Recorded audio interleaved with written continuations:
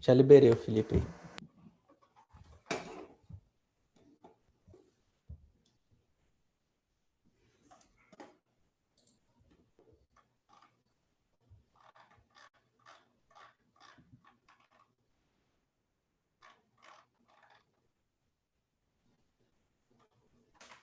Eu já vou começar falando, tá? Enquanto projeta.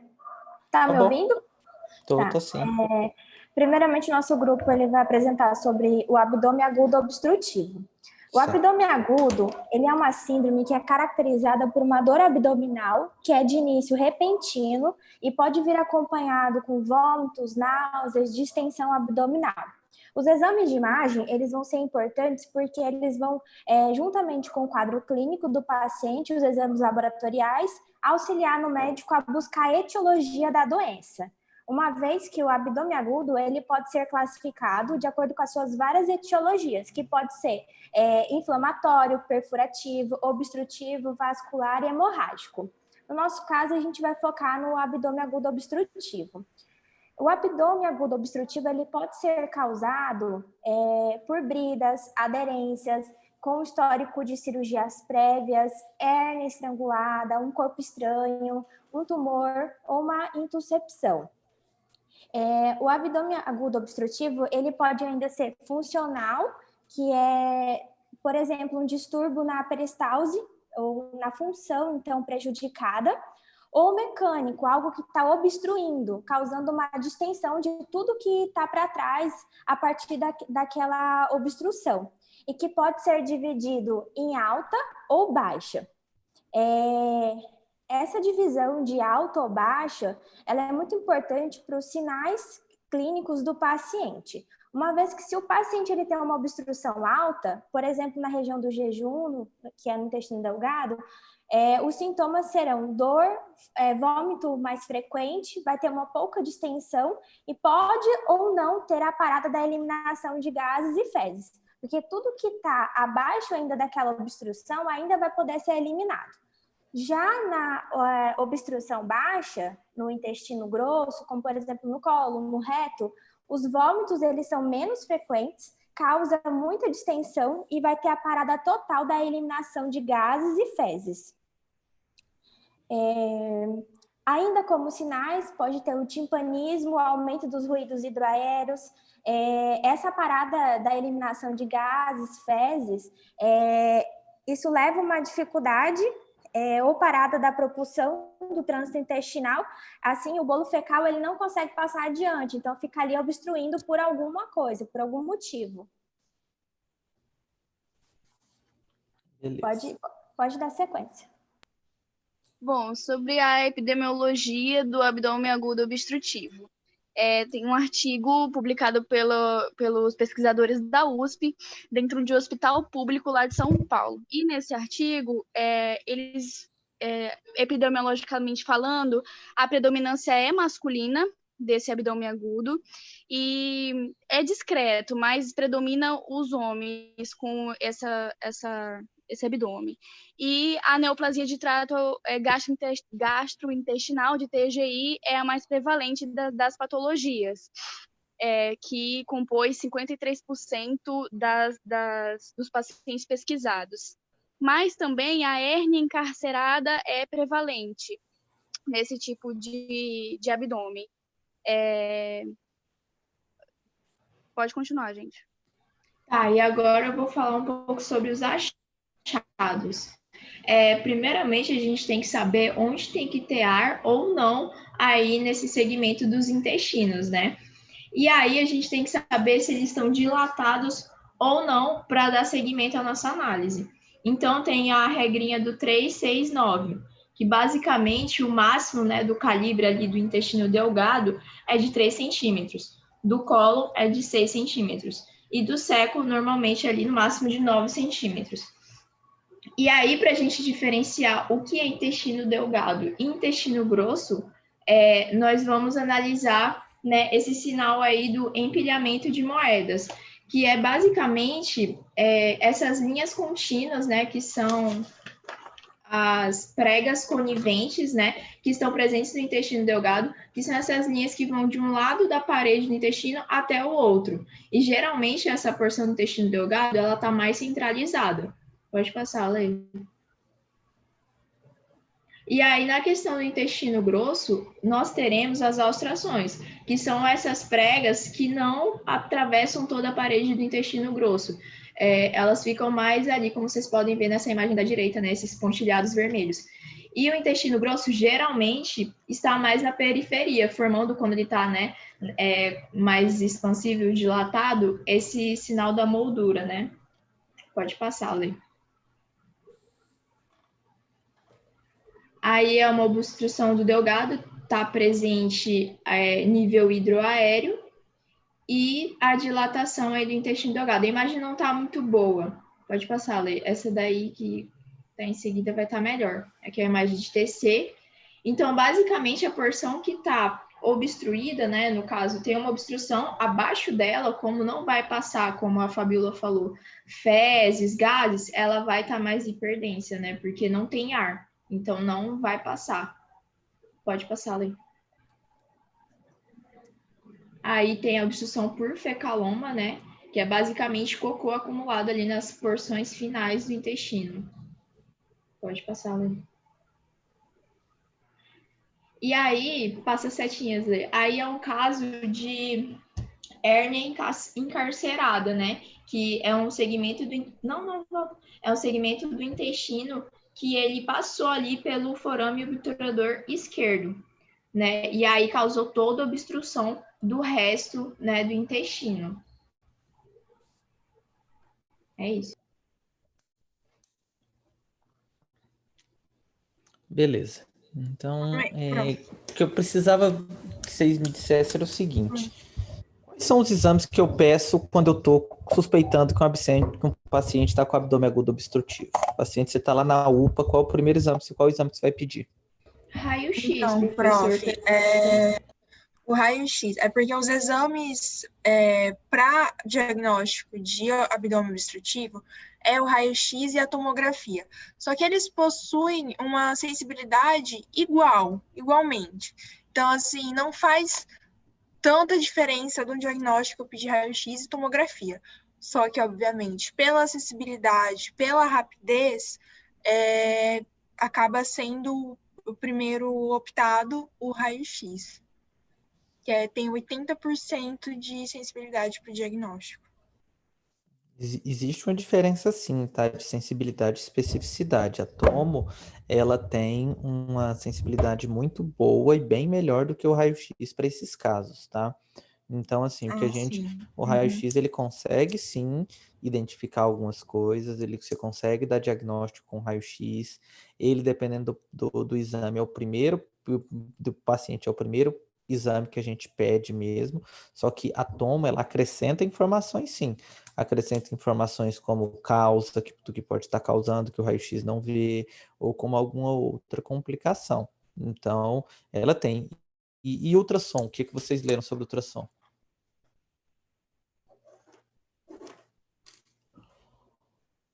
Então, prof, ela pode estar sendo utilizada, né, para avaliação do abdômen agudo.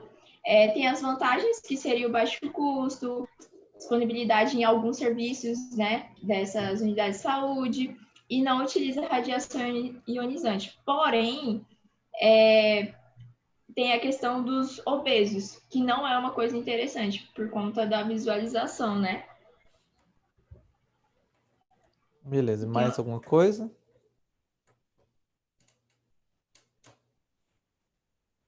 A questão do gás, que fica inacessível, que às vezes tem abdômen que tem muito gás, e aí acaba que o ultrassom não consegue pegar umas boas imagens.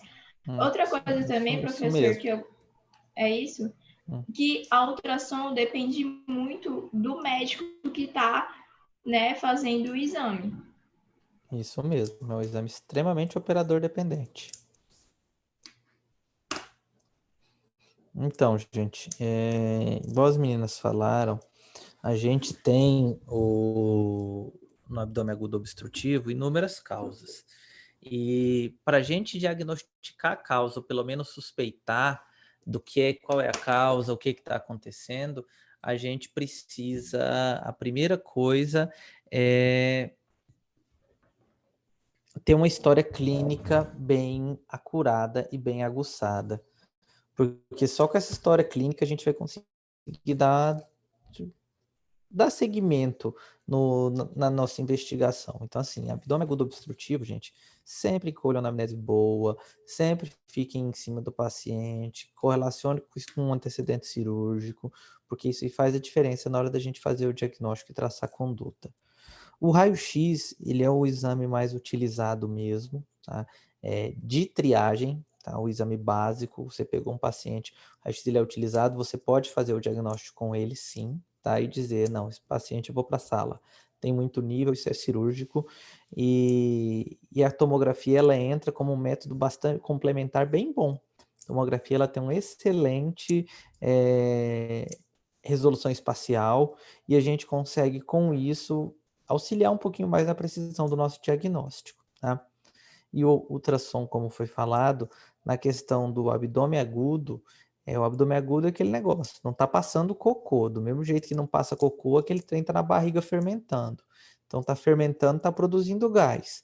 Então se está produzindo gás, o ultrassom não é bom, porque o ultrassom, ele de maneira alguma combina com gás. Então a gente precisa ter isso em mente do papel. E a maioria desses casos de abdômen agudo obstrutivo, a gente precisa lembrar também do abdômen agudo funcional, não seja aquele mecânico, obstrução mecânica, né? Pacientes com ilho mesmo, ilho paralítico.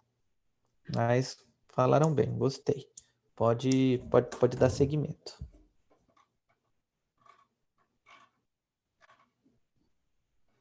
Bom, dando continuidade, né? A nefrolitíase é a formação de cristais na urina que se agrupam e formam os cálculos. Ela é popularmente conhecida como as pedras nos rins, é uma doença muito comum do trato urinário e afeta principalmente os jovens e adultos, mas ocorre também nas crianças. Os principais fatores relacionados, né, à predisposição dessa doença são a idade, gênero, sedentarismo, a hereditariedade e algumas alterações metabólicas e anatômicas. As principais anormalidades anatômicas são a obstrução da junção ureteropélvica, rim em ferradura, o ureter duplicado, a pelve bífida e o rim esponja medular.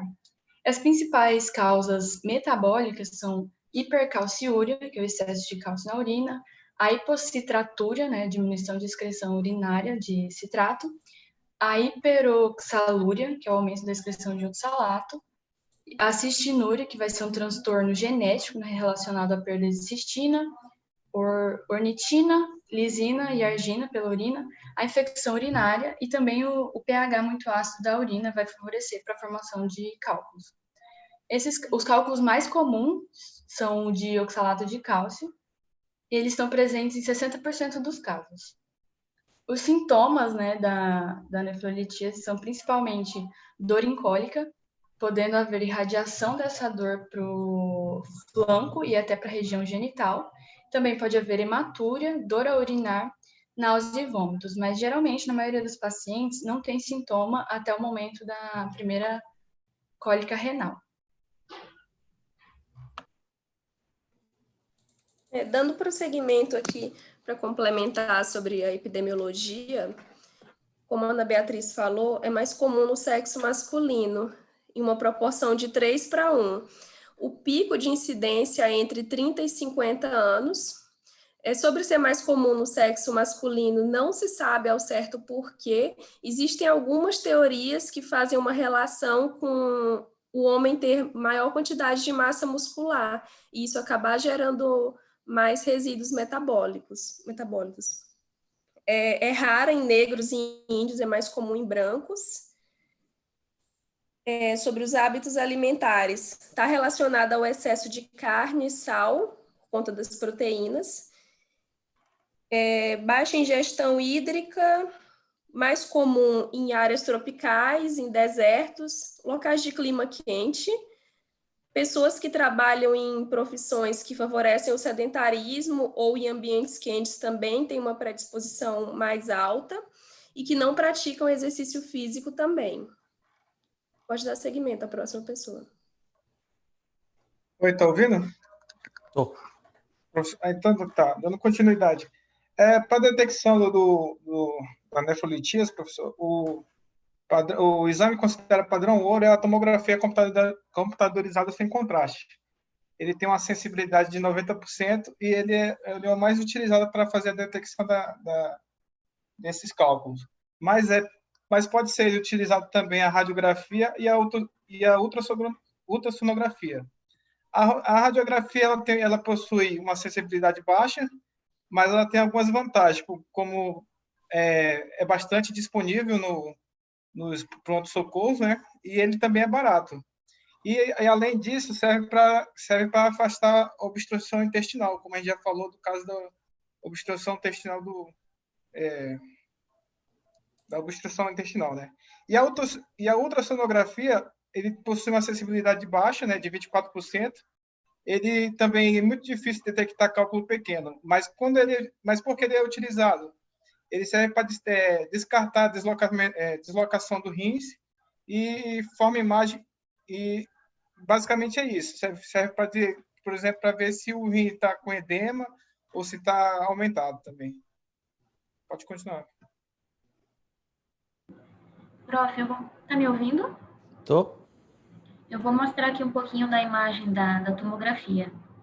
Nessa primeira imagem, a gente consegue visualizar pequenas áreas hiperdensas de maneira bilateral, que vai sugerir para a gente um diagnóstico de nefrolitíase. Pode passar. Lê. Nessa próxima imagem, a gente está num plano axial e a gente consegue perceber também uma hiperdensidade na porção proximal do ureter esquerdo. Pode passar.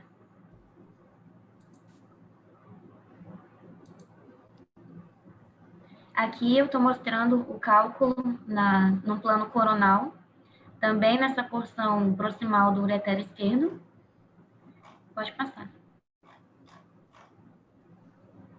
E aqui nessa última imagem, também no plano axial, a gente consegue identificar uma dilatação da pelve renal. E essa dilatação, ela é causada por conta da obstrução, de ter um cálculo ali.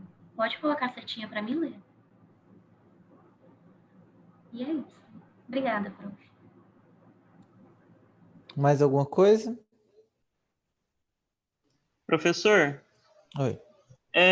Eu estava dando uma olhada em relação à parte na epidemiologia também, em relação aos fatores de risco, e a referência do artigo, ele fala sobre alguns medicamentos que acabam aumentando as chances também de desenvolver essa litíase, que seria... Aí ele cita alguns medicamentos, algumas classes de medicamentos, alguns medicamentos, que é o indinavir, aciclovir, sulfadiazina e o triantereno. E ele comenta também sobre um caso de hiperparatireoidismo, que ele está relacionado com o aumento da probabilidade de desenvolver a nefrolitíase. E aí eu vi uma afirmação que eu gostaria até, se o senhor puder confirmar ou não.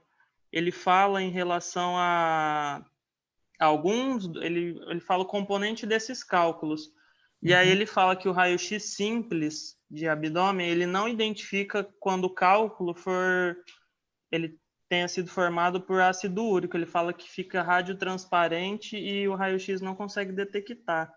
E aí isso eu queria, se o senhor puder confirmar ou não isso para a gente, por favor. É isso mesmo, o cálculo de ácido úrico ele é difícil de ver no raio-x e até mesmo na tomografia. Às vezes a gente não consegue identificar. Sobre nefrolitíase, pessoal, vocês precisam entender o seguinte: qual é o exame que a gente pede quando a gente está suspeitando de nefrolitíase? Exame de escolha. Você está na UPA, está lá e o paciente está com suspeita de nefrolitíase. Qual exame você vai pedir? A gente pode pedir... Calma aí, mãe. A gente pode pedir... você fala de imagem ou todos, professor? Tipo hemograma, eletrólito, de imagem? o raio-x e a tomografia, seria? Certo. A urografia excretora, professor, que a gente Ele- avalia toda a anatomia da via urinária. Isso, a urografia excretora a gente discutiu na última aula, né, sobre ela. O que a gente falou sobre urografia excretora na última aula? Alguém se lembra?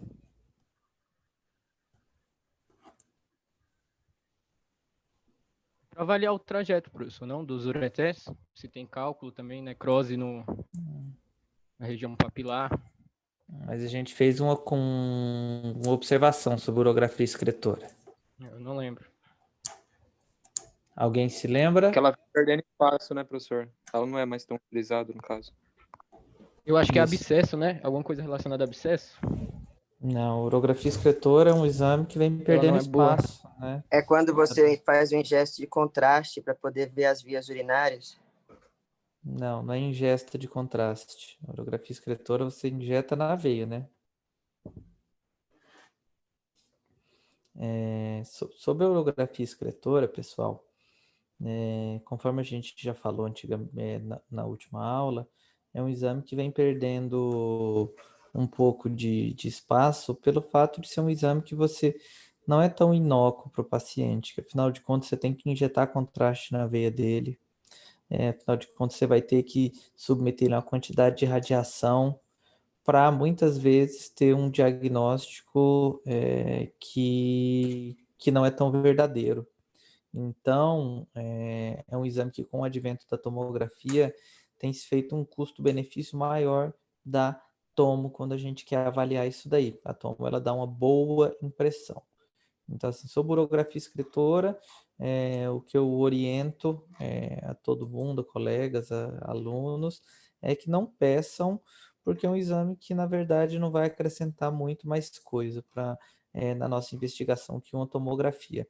E além de que a tomografia, ela vai, se eu precisar injetar contraste, eu vou ter que ver muito mais coisa. Além de ver rim, além de ver ureter, além de ver essas outras situações, eu vou estar identificando outros órgãos. Então, isso daí acrescenta muito mais, e com a quantidade de radiação quase que próximo a um exame chato de fazer a urografia, demorado, o paciente tem que ficar muito tempo, tem que injetar contraste. Então, isso daí foi fazendo com que ele fosse caindo em desuso. Sobre as colocações de abscesso, ele não é um exame bom para ver abscesso, tá? Ele é um exame bom porque o abscesso ele vai estar geralmente no parênquima, ele não se comunica com o sistema coletor, então a gente não vai conseguir avaliar tão bem isso daí. Então, abscesso a gente não consegue ver. Sim, tinha sido esse ponto, professor, que eu vi, mas eu não lembrava que estava em desuso. E qual o papel da ultrassonografia na investigação da nefrolitise? Ele serve para avaliar se o rim está expandido, se está com alguma expansão, porque mesmo que ele não vê o cálculo, ele serve para ver que grau de danos o cálculo já fez no rim, por exemplo. Como assim, dano? Não entendi essa parte, Michael. Por exemplo, professor, ele obstruiu, né, ali o cálice. Aí, então, vai começar a causar edema no rim e causar a expansibilidade desse órgão. E aí, E a ultrassonografia ela é boa para ver cálculo? Não, ele não consegue ver cálculo muito pequeno, e a sensibilidade dele é de 24% só. Certo. E aí, você está com um paciente lá na UPA, qual exame que você pede? Você está na UPA e você está com suspeita de uma nefrolitise. Como é que é a suspeita do paciente com nefrolitise? Como é que a gente suspeita que um paciente tem nefrolitise? É dor muito intensa na região lombar. Não. Você pergunta para ele na anamnese se ele já teve algum caso, né? Porque a nefrolitise assim, a pessoa que apresenta, ela tem grandes chances de apresentar. Se ela já teve algum caso, ela tem chance, a probabilidade de ter novamente é alta. Então, você vai Isso. coletando isso na anamnese. Tanto isso como as queixas que ela vai falar de Como é que é a sintomatologia da nefrolitíase? náusea, O paciente vômito, vai urinar febre, sangue. Cólica Gente, renal, dor disúria. irradiada. a nefrolitíase, ela não dói, tá? A nefrolitíase, você tem a fabricação do cálculo, o cálculo ele vai estar lá no rim, e esses pacientes são assintomáticos, tá? Quando a nefrolitíase ela não está obstruindo nada, o paciente ele é 100% assintomático. O que vai acontecer de doer é quando a gente tem um fator obstrutivo, quando esse cálculo está obstruindo o ureter ou está obstruindo a pelve renal. Aí sim dói. Dói por quê? Porque a gente vai acumulando líquido na pelve, no interior, aquela pelve renal vai dilatando, e a pelve renal dilatando vai fazer com que haja uma distensão da cápsula renal. Porque o que dói não é o rim, o que dói é a cápsula renal, que é onde a gente tem a inervação. Então, essa cápsula distendeu, ela vai doer. Então, isso daí que vocês precisam entender. Nefrolitíase é uma coisa. Ureterolitíase é outra coisa. Ureterolitíase é o cálculo que está migrando. E esse cálculo que está migrando, ele dói. Esse cálculo que está migrando, ele dilata. Mas nem todo cálculo que a gente tem no rim, o paciente ele vai chegar, nossa, estou morrendo de dor nas costas. Quantas e quantas vezes a gente faz tomografia e encontra cálculo incidental no rim? Tá? Então, isso é bem comum. A gente pegar esses cálculos e eles não estarem doendo. O cálculo só dói quando ele obstrui. Tá? Isso daí precisa estar bem claro também para vocês quando vocês forem interpretar esses exames. Vocês ficaram com mais alguma dúvida a respeito de nefrolitíase? Professor, em Oi. relação à conduta médica que o senhor falou um pouquinho agora há pouco, eu vi aqui uma das condutas que tem, a sigla é LECO, né? Litotripsia extracorpórea com onda de choque. Eu queria saber que ela tem a função fala que tem a função de diminuir os cálculos a partir de um certo tamanho. E eu queria saber se é uma conduta cotidiana ou ela já fugiu também esse padrão. Eu nunca Não, a tinha. LECO é conduta cotidiana. Você deita o paciente, você fica dando ondas de radiofrequência, é como se fosse uma maquininha que fica mandando laser e tremendo. E aquela tremedeira ali quebra o cálculo. E aí um cálculo que era de 1 centímetro, ele vira 20 cálculos, entendeu? De 1 milímetro, por exemplo, ele esfarela o cálculo. Isso daí que acontece. Entendi, professor. O cálculo ele vai ficar esfarelado. E aí ele ficando esfarelado, a gente consegue expelir ele normalmente. Então essa é a intenção. Beleza, obrigado. Ô, mestre, Oi. esse cálculo de ácido úrico na TC é possível ver ou não? Pode ver, alguns sim. Porque assim, o cálculo geralmente ele não é, esse cálculo é 100% de cálcio. Esse cálculo ele é 100% disso aqui. Tem cálculo misto. Então assim, o cálculo ele pode ter componente de ácido úrico que você conseguir ver. A gente consegue identificar alguns sim, mas tem outros que não. Tranquilo, tranquilo, obrigado. Mais alguma dúvida, pessoal, a respeito de nefrolitíase ou ureterolitíase? Nefrolitíase? Professor, Oi. então na nefrolitíase, a sintomatologia, quando o paciente chegar, ele vai chegar assintomático. Assintomático, 100% assintomático. A nefrolitíase pura, nefrolitíase não obstrutiva, vai chegar assintomático, ele não sente nada. Tá, Ele vai beleza. chegar assim, ele vai sentir dor quando o cálculo está preso, impactado. E aí sim, o cálculo, porque tem gente que tem cálculo e vive com ele a vida inteira. O cálculo está lá, bonitinho no cálice, não está obstruindo nada. A hora que esse cálculo migra, que sai de lá e vai para uma pelve, vai para outro lugar, aí sim o cidadão sente dor. Beleza, obrigado, professor. Professor, então por Oi. qual motivo eu ia pedir o exame? Seria só um achado acidental? Por outro motivo eu acabo encontrando?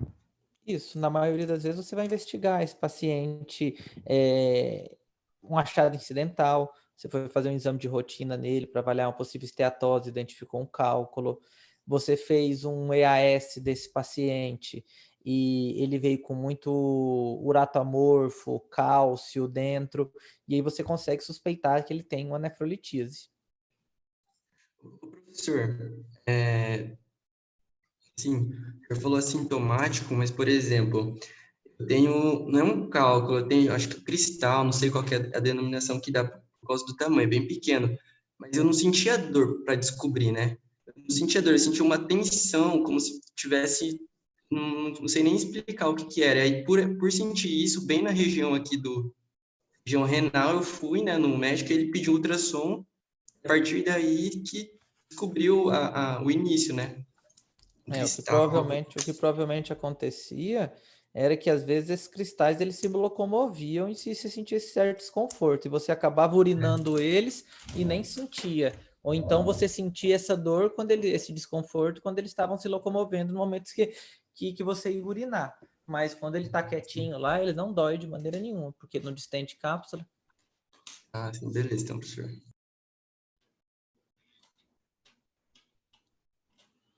Beleza, pessoal? Querem passar para o próximo?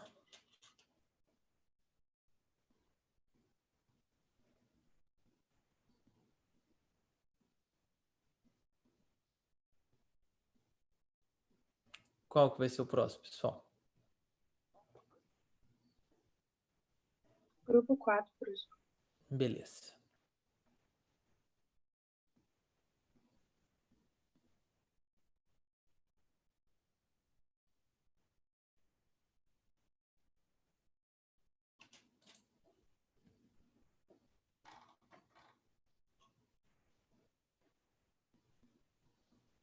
Eu estava falando e não estava aparecendo.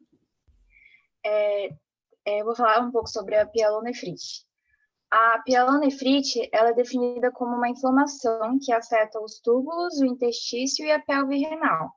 Ela é uma das doenças mais comuns que acometem os rins, né? Estima-se que a incidência anual da pielonefrite aguda é de 12 a 13 casos em 10 mil mulheres e 2 a 3 casos a cada 10 mil homens. A taxa de mortalidade da doença é menor entre as mulheres, mesmo que elas detenham maior incidência e número de hospitalizações, justamente por causas anatômicas, como o tamanho da uretra, proximidade com ânus, etc. A E. coli é o principal patógeno, né, causador da pielonefrite aguda, e está presente em mais de 80% dos casos. O diagnóstico da doença, normalmente, ele é clínico e laboratorial. É necessária também, inicialmente, o primeiro exame a ser feito é a ultrassonografia renal. Dependendo, né, do resultado da ultrassonografia, é necessário fazer uma TC, uma ressonância ou uma uretrocistografia miccional. A pielonefrite pode ocorrer em duas formas, pielonefrite aguda ou a crônica, né?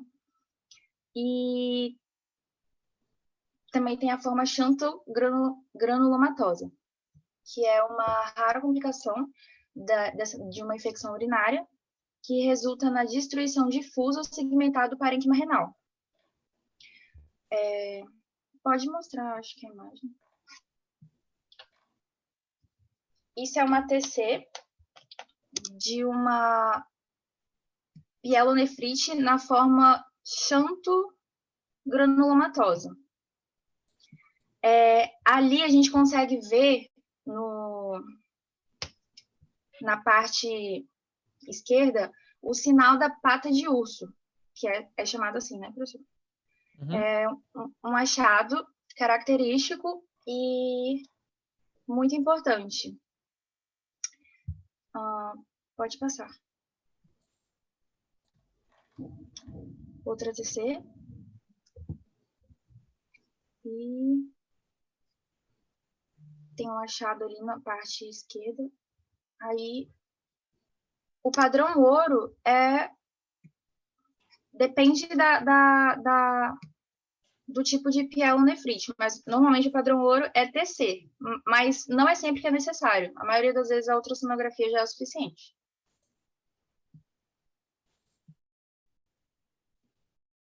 Pode passar.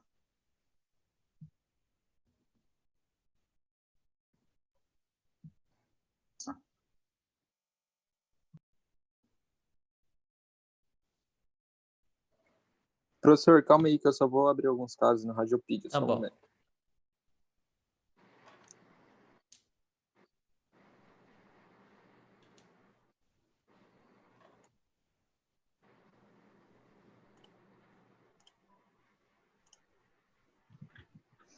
Tá, aqui é um dos casos também de pielonefrite, porque o que acontece?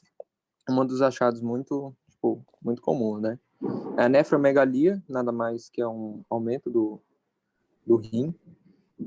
Pode acontecer também densificação da gordura perirenal, como o professor já vem falando desde diversas patologias aí, quando acontece alguma inflamação, né?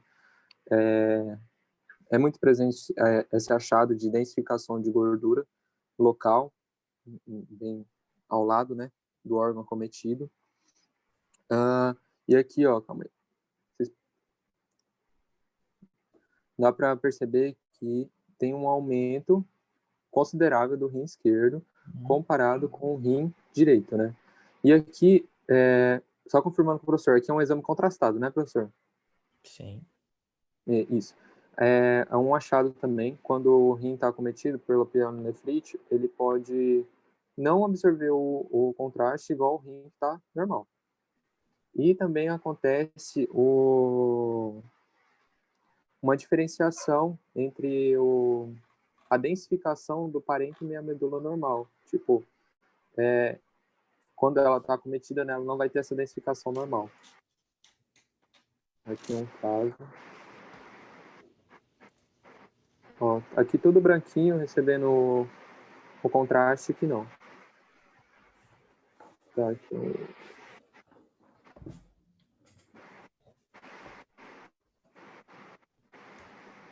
Calma, eu acho que é esse que tem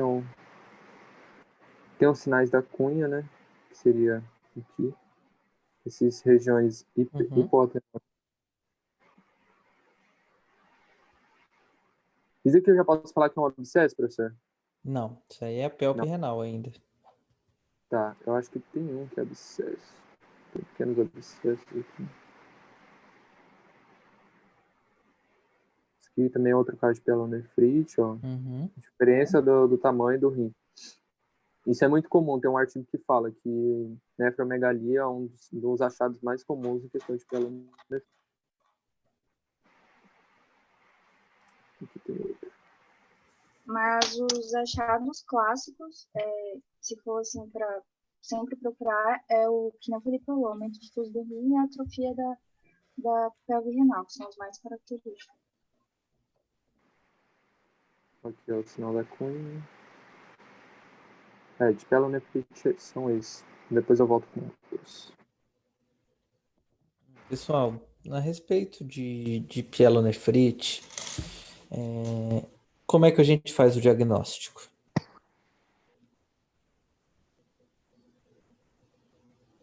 Sinal de Giordano, não tem, professor? O que mais? Eu preciso 100% sempre de uma imagem para fazer o diagnóstico de pielonefrite? Não. Não. Pode ser clínico. No exame clínico mesmo já pode. A maioria das vezes é clínico. Isso mesmo, gente. Laboratorial. É clínico laboratorial, tá? A gente pede os exames numa pielonefrite para a gente descartar complicações ou procurar a causa. Por exemplo, estou com um paciente com pielonefrite. Essa paciente pode ter algum tumor que está comprimindo, a urina não está descendo e ela infectou? Pode. Então, assim, é interessante você investigar, mas o diagnóstico de pielonefrite já foi feito, tá? Então, a gente pede os exames para confirmar o diagnóstico, tá? Para confirmar, não, para descartar outras coisas, descartar complicações. Então, assim, na maioria das vezes, quando eu tenho um paciente com pielonefrite, os exames de imagem vão ser normais. Tomografia normal, ultrassonografia normal. Eu não vou ver alterações, tá? Isso na maioria das vezes, quando eu tiver essas pielonefrites. E eu vou identificar como complicações aqueles microabscessos. Então, esse é o nosso dia a dia. A gente só vai pegar a coisa... por exemplo, aquela pielonefrite xantogranulomatosa, eu só vi uma na vida até hoje. Eu não vi mais que isso. Mas pielonefrite simples, eu vejo toda semana. Um monte. Então, assim, na maioria das vezes, exame normal. Então, isso daí tem que estar bem na cabeça de vocês, para vocês relembrarem bastante dessa situação. Pielonefrite, eu peço para descartar a complicação, para descartar que tenha feito abscesso, e abscesso, como vocês sabem, é cirúrgico. Então, eu quero descartar que eu tenho uma cirurgia, porque o diagnóstico não é feito por imagem. E aí, na Ou maioria das vezes, alterações vai vir normal. anatômicas, né, professor? Ou alterações anatômicas, isso mesmo, que possam estar predispondo a isso. E geralmente outros tipos de pielonefrite são mais prevalentes em pessoas com fatores de risco, né, professor? Tipo, Isso principalmente mesmo. diabetes. Eu vi que diabetes é um dos principais fatores de risco para desenvolver outros tipos de pielonefrite. Isso mesmo, diabéticos e imunossuprimidos principalmente. Beleza. Alguma dúvida, pessoal, sobre pielonefrite?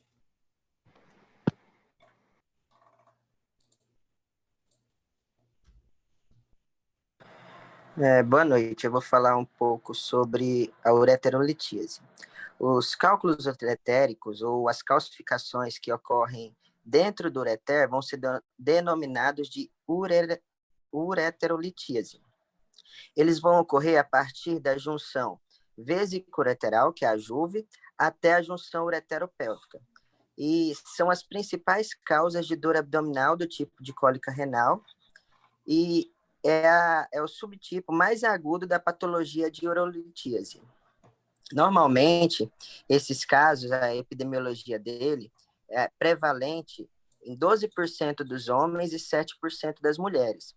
E o risco ele é mais aumentado quando já tem algum histórico de familiar positivo para ureterolitíase ou quando o paciente já teve casos de ureterolitíase. Nas apresentações clínicas vai ocorrer manifestação de peristaltia, que é a cólica renal, hematúria, náuseas, vômitos. E quando a localização da dor, quando o cálculo for na junção ureteropélvica, vai poder ocorrer dor profunda no flanco direito ou esquerdo, devido à distensão que vai ocorrer na cápsula renal. Já quando os cálculos forem no ureter médio, isso pode até causar uma confusão, podendo ser confundido com apêndice ou diverticulite, porque as dores vão ser localizadas tanto no flanco direito, que vai causar essa confusão com apendicite, quanto no flanco esquerdo, que pode causar essa confusão com diverticulite. Perfeito. 80% dos cálculos, na maioria das vezes, eles são formados por cálcio. Existem alguns casos também que pessoas que são vegetarianas produzem mais oxalato, isso daí também pode formar alguns cálculos. Também tem a questão que foi falada do grupo anterior, que tem os cálculos por conta de ácido úrico, baixa ingesta também de cálcio.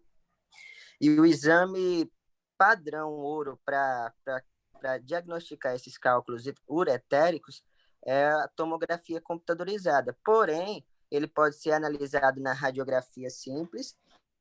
E a ultrassonografia ela vai ser indicada principalmente para quando for pacientes grávidas, embora o seu resultado ele não é tão expressivo quando você for analisar um cálculo abaixo de 3 milímetros. Aí, mais para frente, agora, o Felipe Toledo vai mostrar umas imagens. Como o Luiz Fernando já disse, nós temos 3 exames principais, né? A radiografia, a tomografia e a ultrassonografia. Tomografia, geralmente, a gente não tem na UPA, mas radiografia nós temos que lembrar que sensibilidade e especificidade dela é inferior que a tomografia, né? Então, ela não vai ver cálculos pequenos, igual a tomografia consegue ver. Geralmente, quando consegue ver já na radiografia, porque ele está um pouquinho grande. Tá. TC padrão ouro, como o Luiz Fernando já disse. Calma aí, deixa eu abrir os cálculos.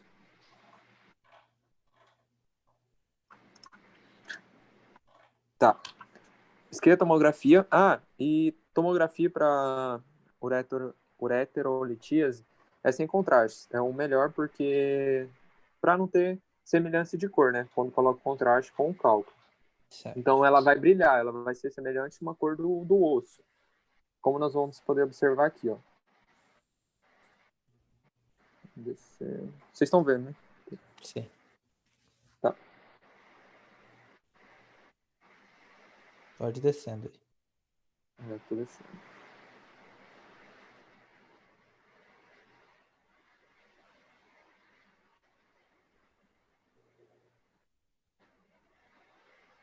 Aqui, ó. Começou a aparecer. Chegando já na bexiga. Isso mesmo. Ó, aqui a Quais são bexiga, os principais locais que esses cálculos ficam impactados? Na junção ureteropélvica e na junção uretero-vesicular. E tem Acho que eu falei outro errado. local também. Tem também, professor, na bifurcação da artéria ilíaca. Isso mesmo, na bifurcação ilíaca. Isso. Aí aqui, ó, no Radiopid ele até comenta que é importante fazer a tomografia em decúbito ventral, porque você consegue diferenciar se o cálculo ele já está dentro da bexiga ou ele está na junção. Isso mesmo. Ó, nesse caso, ele não chegou na bexiga ainda, né, professor? Porque ele está aqui e a bexiga tá chegando aqui. Na junção seria bem aqui. Tá, vamos para mais um caso aqui. Aqui já está bem grandão. Do lado direito. Bom. Podem ver, ó, aqui está superior. Outra coisa que pode acontecer, outra achado. Hidronefrólise. Porque se tem uma Hidronefrose. Hidronefrose. Hidronefrose é uma dilatação dos cálices renais. Isso, porque como a mesma coisa que acontece lá no colo, né, que o professor explicou quanto ao gás. Se tem algo obstruindo aqui o ureter, o xixi ele vai estar sendo acumulado anteriormente, antes de chegar nesse cálculo. Então, onde que ele vai estar sendo acumulado? No rim, nos cálculos renais, né? Então, pode ser um achado. Uhum. Aí aqui, ó, descendo, vamos ter um pontinho branco bem, aqui, ó, bem considerável. Outro caso aqui. Ó, aqui já está bem na junção do ureter com a bexiga. Aqui, ó. Outro caso, pontinho branco. E aqui mais.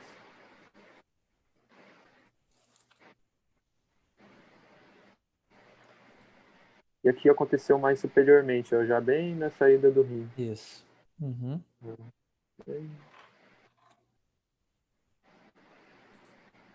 É isso, professor.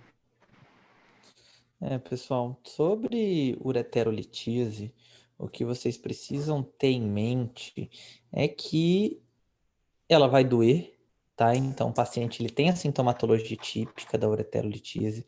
Então, você vai saber quando esse cara tá lá chegando para você com essa ureterolitíase.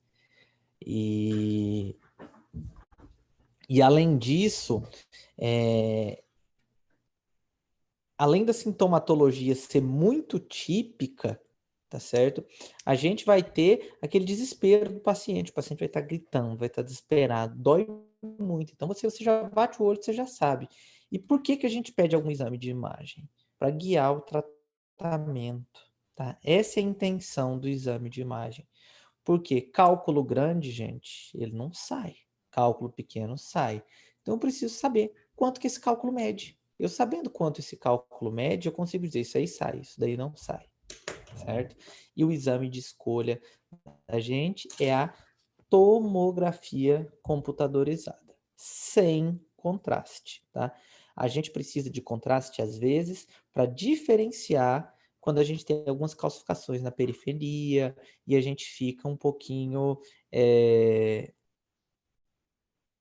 A gente fica um pouquinho na dúvida do que é, mas na maioria das vezes, não. Na maioria das vezes, a gente faz o diagnóstico, tá? A gente faz o diagnóstico sem contraste.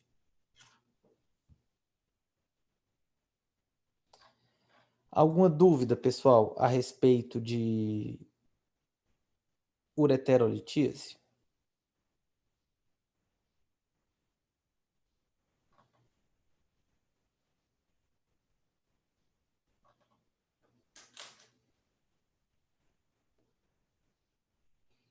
Não, pessoal. Então vamos prosseguir. Então, vocês entenderam por que eu peço exame na ureterolitíase, né? E qual o exame que a gente pede? Sim, professor.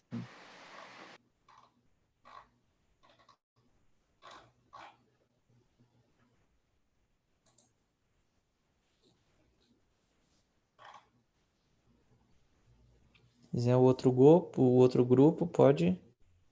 Boa noite, professor. Pode começar? Pode. Então, gente, a gente vai falar primeiramente sobre pancreatite aguda. Primeiro, a gente vai entender o conceito para depois passar para as imagens, né? A pancreatite aguda, ela vai ser uma inflamação, né, no parênquima pancreático. Pelo pâncreas ele ser um órgão digestivo, que vai ser repleto de enzimas digestivas, essa inflamação ela vai ser desencadeada por um processo de autodigestão.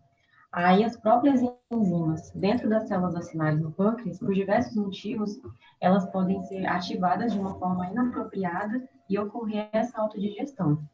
Ela vai ser classificada em leve, quando vai ser dermatose intersticial, que vai ser uma forma mais branda da doença, que pode ser resolvida de uma forma rápida, e a principal característica dela é o aumento do local no pâncreas, né, sem a presença de necrose. Esse aumento ele vai ser devido a um intenso processo inflamatório que vai causar um edema intersticial ou peripancreático, perdão.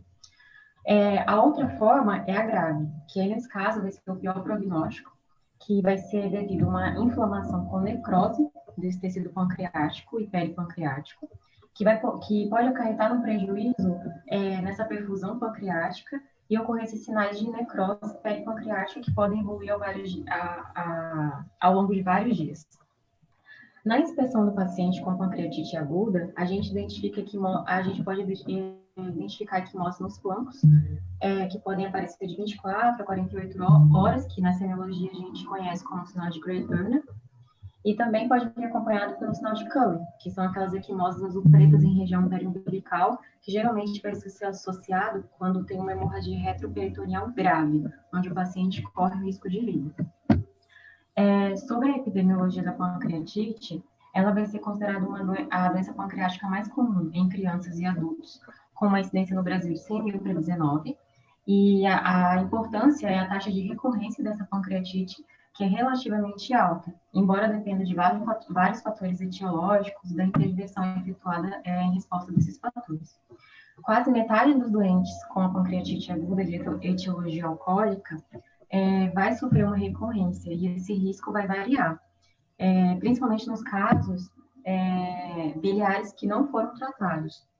Então, assim, depois da debelada da pancreatite, que ocorre, tipo, uma debelada pancreatite, cerca de 1/3 desses doentes, eles podem desenvolver um distúrbio funcional, que é a diabetes ou até mesmo a esteatorreia.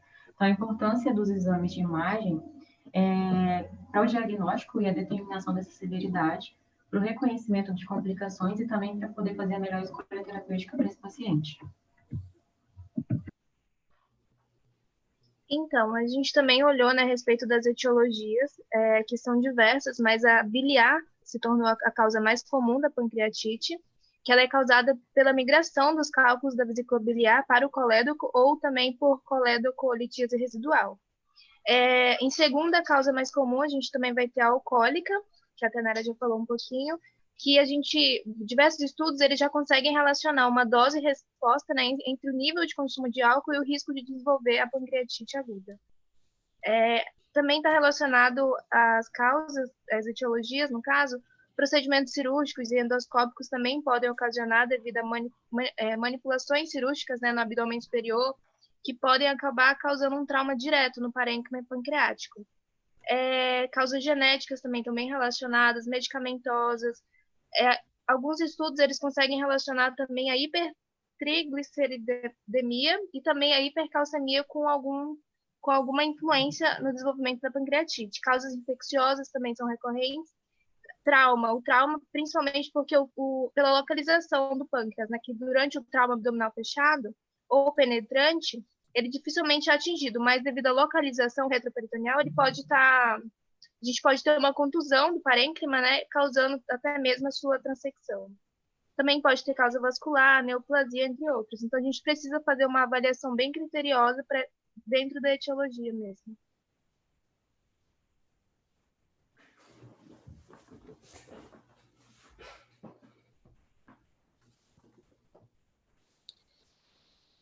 Falando sobre o diagnóstico, existem 3 critérios que devem ser avaliados, sendo que se 2 desses critérios forem contemplados, não há necessidade de fazer um exame de imagem. O primeiro seria o quadro clínico, que o paciente vai apresentar, normalmente dor abdominal, típica no abdômen, que vai irradiar em faixa ali para as costas. Ela vai ter um início agudo de dor epigástrica, pode ter vômito, e essa dor, né, em andar superior, que pode ser em faixa ou em barra. O segundo critério é a elevação das enzimas séricas, que é a lipase ou a amilase. Deve ter atenção, porque essa elevação ela deve ser de, no mínimo, 3 vezes o valor normal. Caso só uma desses critérios seja atendido, ou então haja ainda alguma dúvida diagnóstica, aí sim é pedido um exame de imagem, sendo que, se possível, esperar alguns dias do início dessa dor abdominal, porque aí dessa forma a tomografia vai esclarecer de uma maneira mais confiável a extensão do que está acontecendo ali no pâncreas, desde que seja uma necrose pancreática, alguma complicação local, e vai também dizer a gravidade da doença. Aí, em relação a esses exames, o exame de padrão ouro é ATC com contraste endovenoso. Porém, a gente tem também a ressonância, né? A ressonância, no início da doença, ela pode ter uma maior sensibilidade comparada com a tomografia com contraste.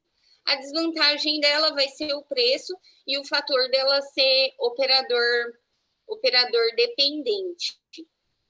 Aí, assim, a gente pode usar também a radiografia de abdômen e tórax, só que em casos que forem leves, moderados, pode não aparecer nenhuma alteração. A gente pode usar também a ultrassonografia. Na ultrassonografia, o pâncreas pode aparecer normal ou então levemente aumentado e hipoecogênico.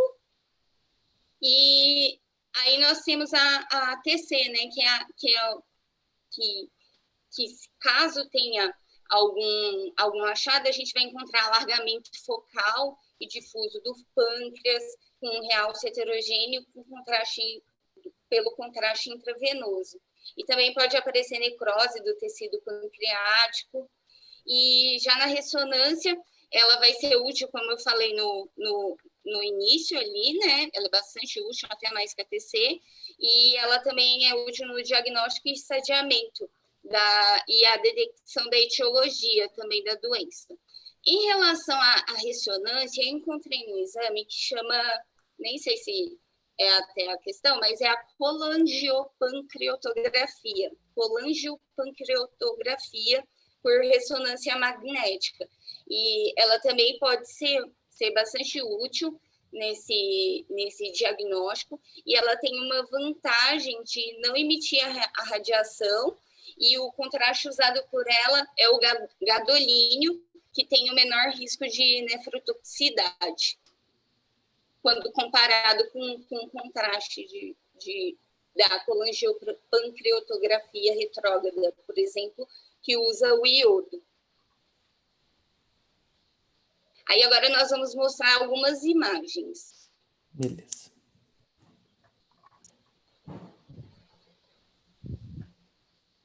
Apareceu aí já para todo mundo? Ainda não.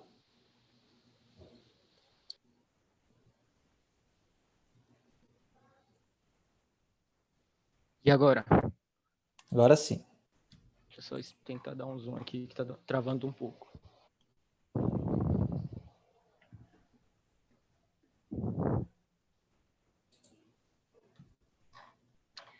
Bom, então vou falar um pouco sobre os achados, né? Tanto em radiografia quanto na tomografia. Radiografia, a Tônia até falou aí, né? Não é muito utilizado porque os achados não são diretamente do pâncreas. A gente encontra alguns achados inespecíficos em outras regiões e acaba que, juntando com a clínica, a gente sugere a alteração no pâncreas, né? Os achados que a gente consegue identificar dá para identificar derrame pleural, principalmente à esquerda. Isso porque a inflamação, né, ela pode acabar, além de estar ali na região abdominal, também está na região do tórax. Assim como a telectasia das bases pulmonares também pode ter. Aí outro achado muito comum é porque, assim, como tem uma inflamação, né, no abdômen, acaba que com o mecanismo de defesa, o intestino ele começa a parar de ter os seus movimentos peristálticos. Então, por esse mecanismo de defesa, pode acontecer de ter um ilho paralítico. E aí vai dar o sinal da alça sentinela. E aí tem outro sinal também, que eu coloquei até aqui, esse da imagem, que é o sinal do cólon amputado. Esse aqui, ó, a gente vê o cólon e do nada ele some, por isso esse nome. E isso é porque, por conta dessa inflamação também, acaba inflamando um ligamento que tem nessa região aqui, que é o ligamento frenocólico, o nome dele.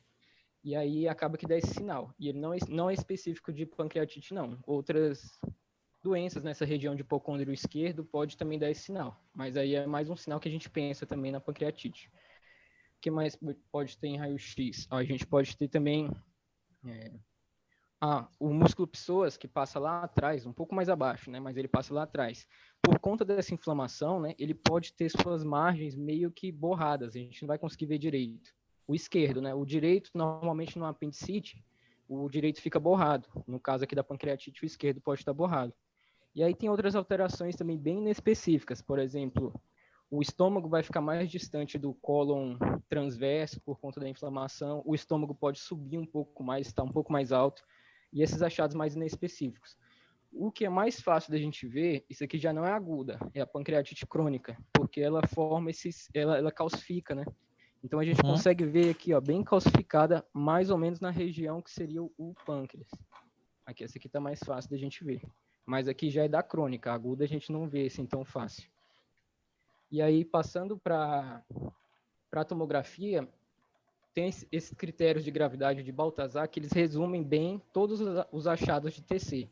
Tudo que a gente vai encontrar, basicamente, é o que está nesse critério.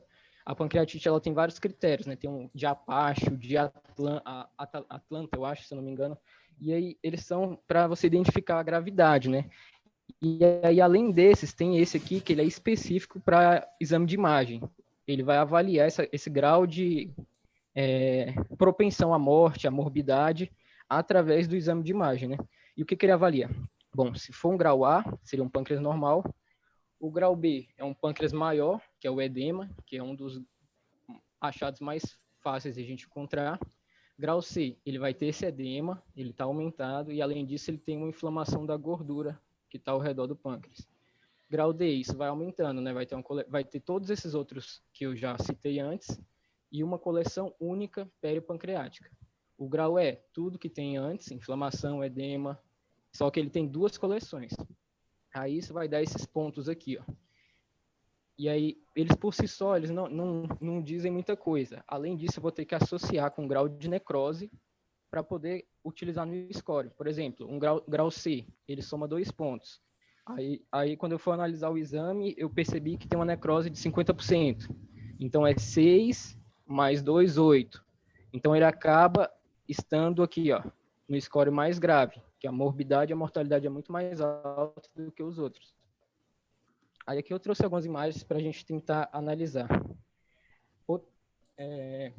Essa aqui é uma imagem normal, né? A gente tenta ver Só trouxe para mostrar, por exemplo, a gordura ao redor, que ela está bem escurinha. Aqui é o pâncreas, o baço. E a gente vê o pâncreas aqui, num tamanho normal. A gordura também ao redor bem escura. E quando a gente passa, a gente já vê aqui, ó, uma pancreatite aguda bem mais fácil. A gente vê esse pâncreas grande, edemaciado. A gordura peripancreática também bem, com a cor diferente, né, bem mais densa. E aqui na imagem ele até traz que esse aqui já se classifica como Baltazar classe 3. Tem outros achados que eu acabei não falando, que a gente pode encontrar também, que... deixa eu ver. Pode ter alterações também na região renal. A gente pode ter...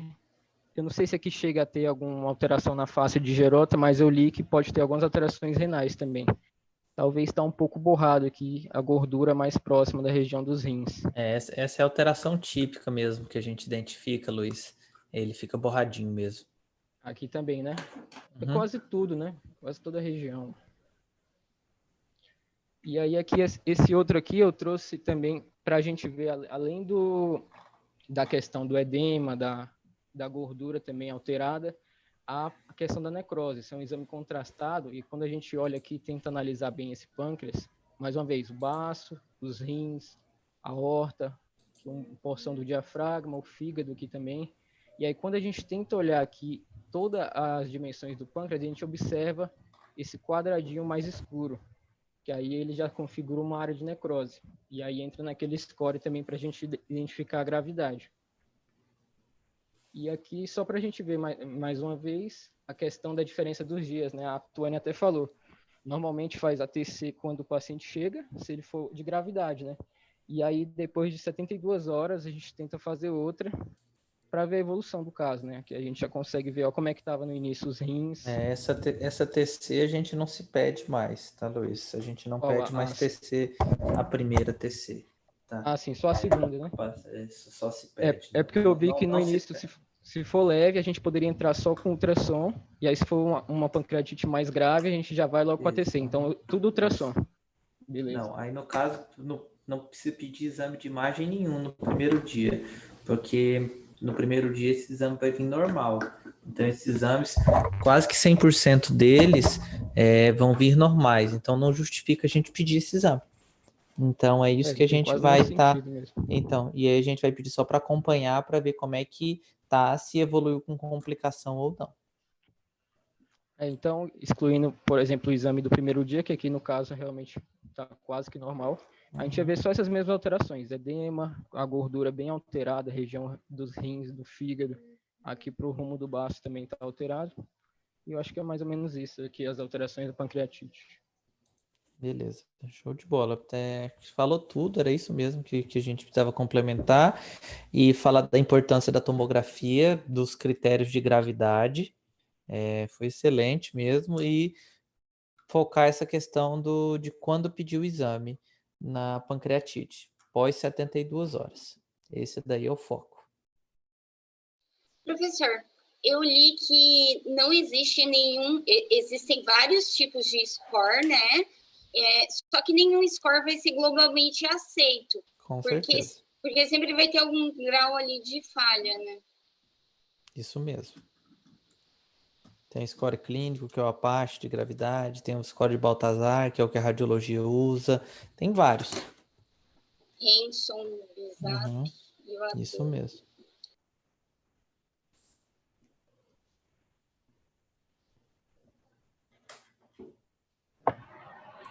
Beleza. Boa noite, professor. Vamos começar agora a falar de aneurisma da aorta abdominal. Bom, só para conceituar brevemente, os aneurismas são caracterizados por um aumento localizado do diâmetro vascular, tá? Principalmente se ele estiver acima de 50% da sua figura normal. A aorta, né, como todo mundo sabe, é uma artéria que leva sangue arterial para todo o corpo, e o aneurisma de aorta abdominal ele se localiza principalmente no segmento que fica no abdômen propriamente dito. A localização mais comum desse aneurisma, em 80% dos casos, pode ser abaixo das artérias renais, ou seja, um aneurisma de aorta de aorta abdominal infrarrenal. A principal etiologia é as doenças ateroscleróticas que vão causar os aneurismas.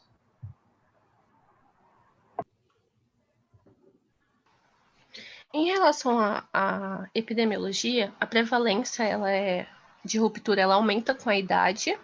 Os homens eles são mais afetados, na verdade, do que as mulheres.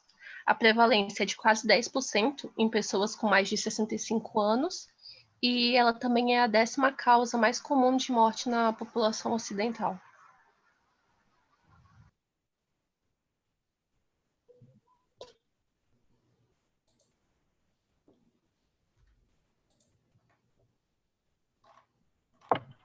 Professor, vou falar um pouco das etiologias, porque começou a chover e a responsável por isso acabou de falar que caiu energia. Bom, as etiologias, eu falei anteriormente que a aterosclerose era a causa mais comum, mas também existem outras patologias, né, que podem ser também, mas que não são tão comuns. Por exemplo, vasculite, né, em uma possível arterite de Takayasu.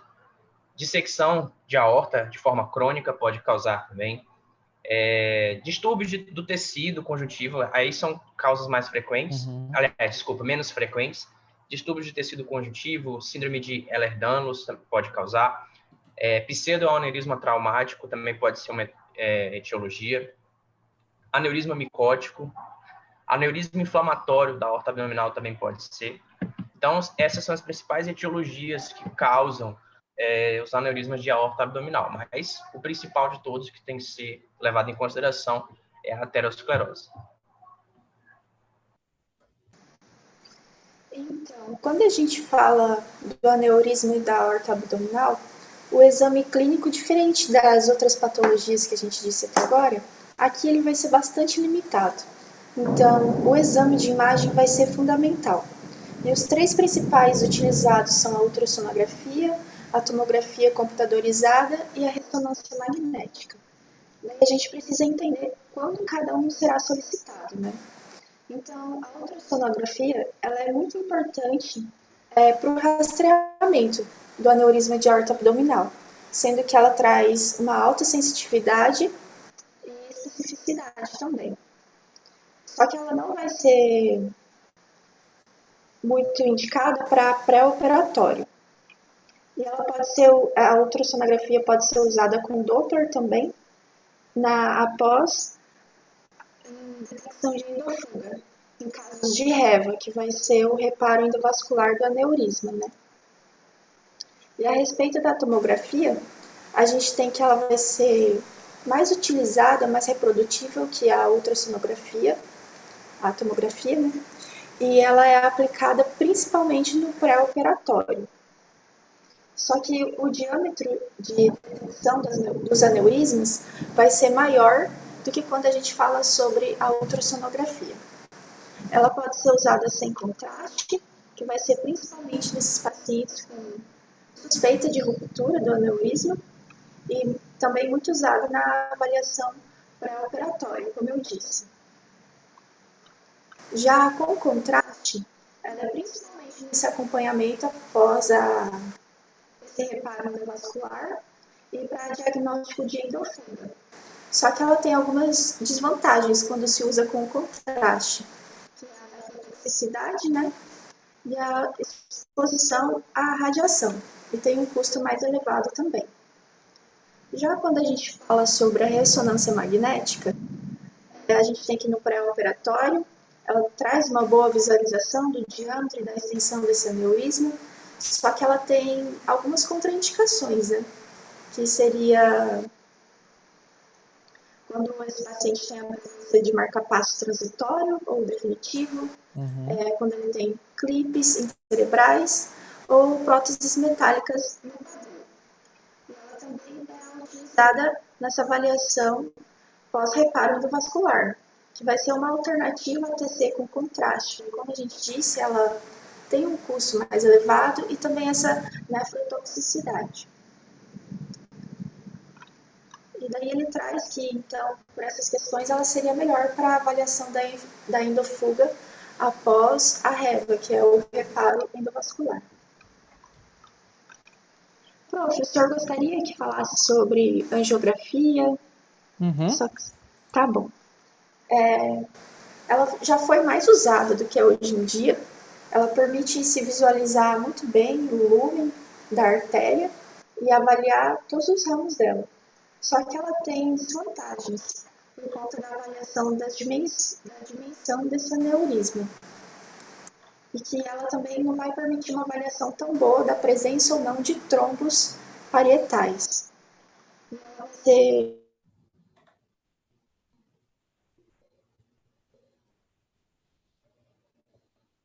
Acho que caiu, né?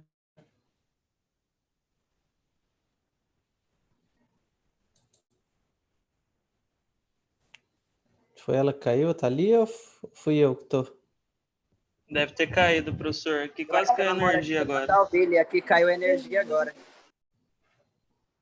Beleza, vamos continuar então, pessoal. Alguém do grupo assume aí a questão das imagens, como é que vai ser?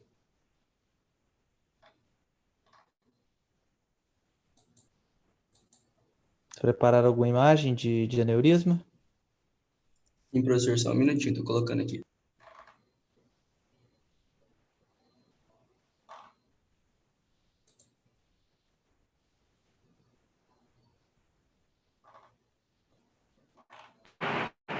O professor? Oi? A Thalia aí, eu acho que caiu a energia aqui no bairro, viu? Aqui de casa, por isso que caiu. Beleza. Aí. Estão me ouvindo? Então. Estão me ouvindo? Estão me ouvindo? Estão me ouvindo? Sim, pode falar. Trouxe aqui algumas imagens da conseguir identificar. E o que a gente vai buscar, né, nessa tomografia? Está dando uma travada aqui para passar, mas vamos falando. A gente vai buscar sinais de como vai estar esse aneurisma, se ele vai estar com sinais claros de ruptura ou se ele vai estar com sinais de uma ruptura iminente, né, ali perto de poder romper. Só um momento que travou tudo. Aí.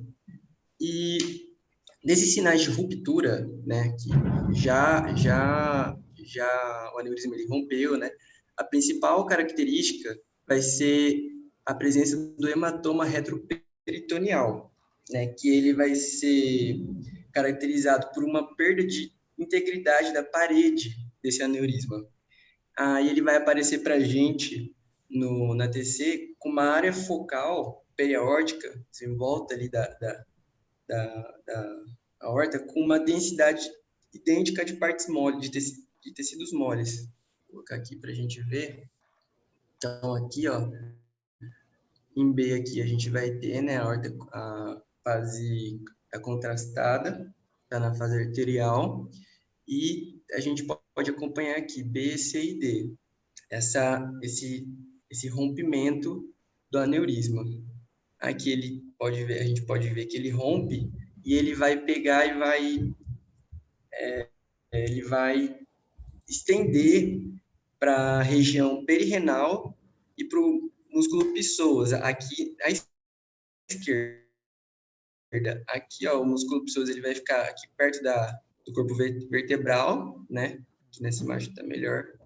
Perto do corpo vertebral, aqui vai estar o rim direito e aqui vai estar a região do rim esquerdo que está com... Aqui a região, né, periórdica. Aqui em volta a gente consegue ver bem. Então, o sangramento ele vai se... Se você está mostrando aí, o sangramento ele vai estar apresentado por essa área mais irregular aí que está à esquerda, entendeu? O sangue não vai sair... O sangue no abdômen, ele não tem aquele aspecto tão hiperdenso igual a gente vê no cérebro, entendeu? O sangue no abdômen, ele é mais denso, com essa tonalidade aí. Certo. Mais denso não, mais escuro. Entendi, certo. Então, esse vai ser o hematoma retroperitoneal, vai ser um dos sinais, né? A gente vai ter outros como a fita de gordura paraórtica e o extravasamento de contraste da aorta para o reto peritônio, como mostrando aqui. E aqui uma outra imagem de vazamento do aneurisma. A gente pode ver aqui.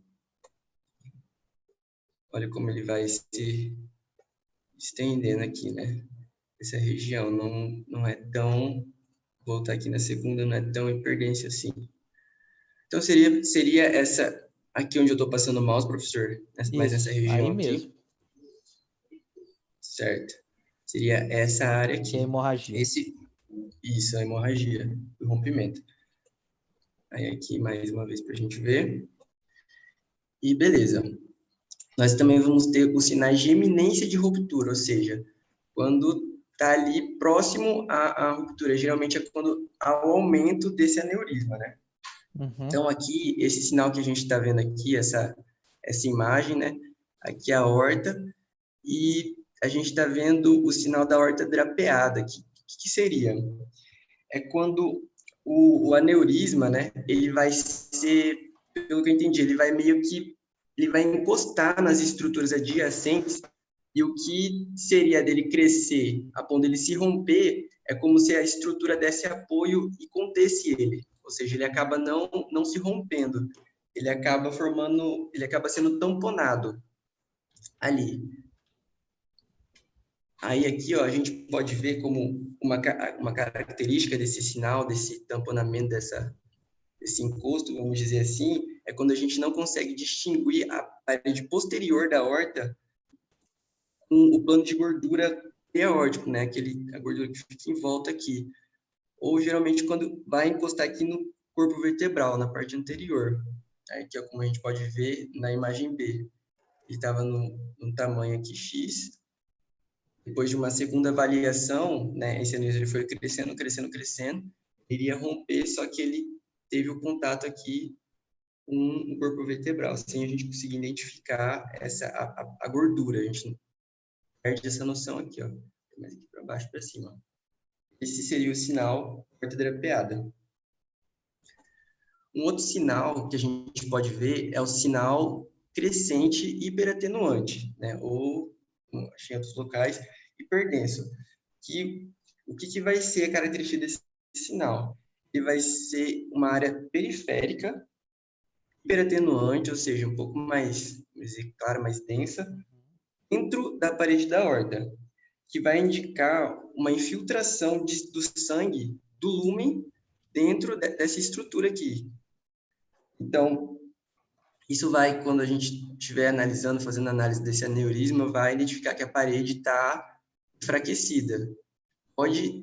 Esse aneurisma ele pode romper, dependente do tamanho dele, vamos dizer assim. E vai ser caracterizado por essa área aqui mais densa, aqui, ó, vocês conseguem ver a partezinha mais branca aqui, ó, apontada pela seta. Tem uma imagem melhor. Aqui também, ó. As regiões aqui.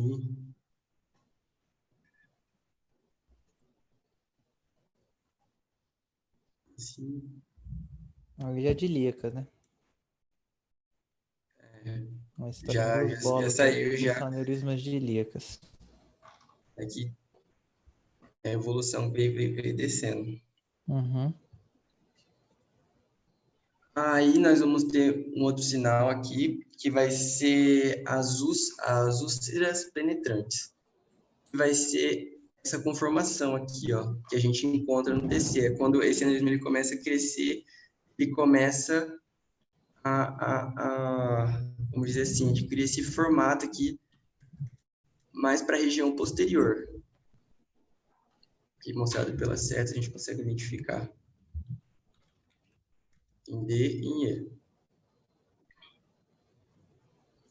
E aqui eu trouxe uma radiografia, né, um raio-x, para a gente ver como que aparece esse aneurisma de aorta abdominal, quando ele está calcificado aqui, ó. Bem nessa região aqui central, junto à coluna, o formato dele. E, em geral, é isso aqui.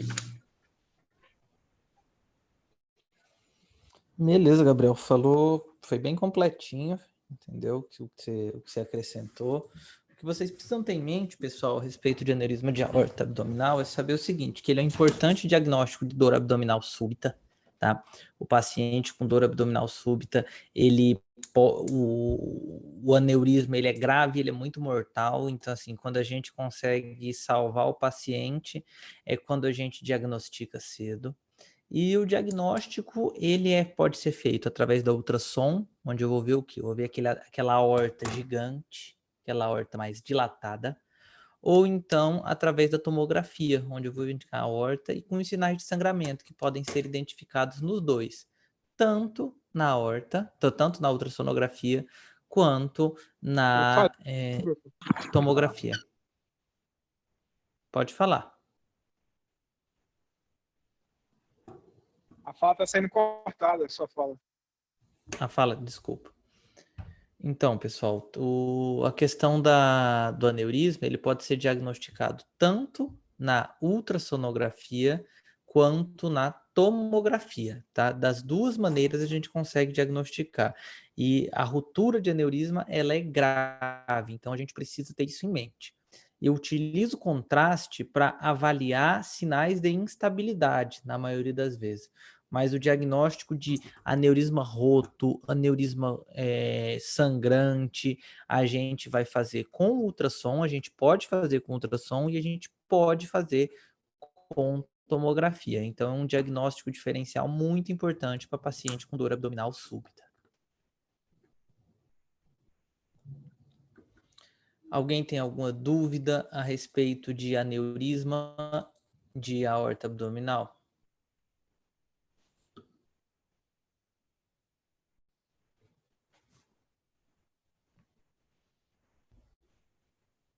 Estão me ouvindo?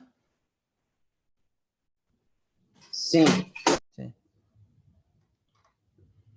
Ninguém tem dúvida? Alguém gostaria de complementar mais alguma coisa daquilo que a gente discutiu? Tirar alguma última dúvida?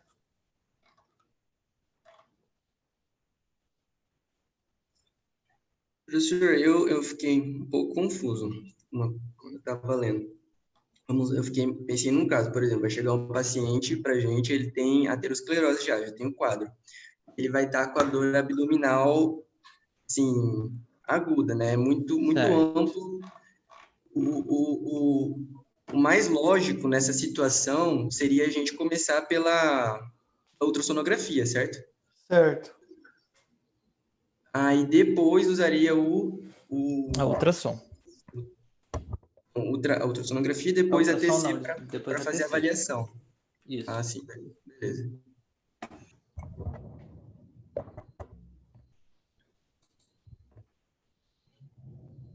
Pessoal, então, já que ninguém tem mais dúvida, era isso que eu queria passar para vocês. Todos esses tópicos aí, eles vão ser dessa parte de tomografia, podem ser cobradas, tá?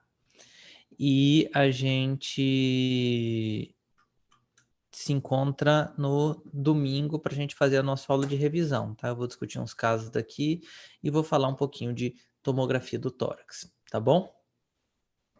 Professor. Oi. Você vai conseguir postar as notas antes da prova? A ideia é que até sábado eu poste tudo. Tá, beleza então. Valeu. Até logo. O senhor sabe dizer se a aula de domingo vai ser à tarde ou pela manhã? Porque pela manhã eu vou estar em viagem. Provavelmente vai ser pela manhã. Mas qualquer coisa a gente tenta fazer. Qualquer coisa a gente tenta fazer no sábado à noite também. A gente vê isso daí. Tá? Eu vou vendo com vocês isso daí. Beleza, professor. Valeu, pessoal. Boa noite, então. Tchau, tchau.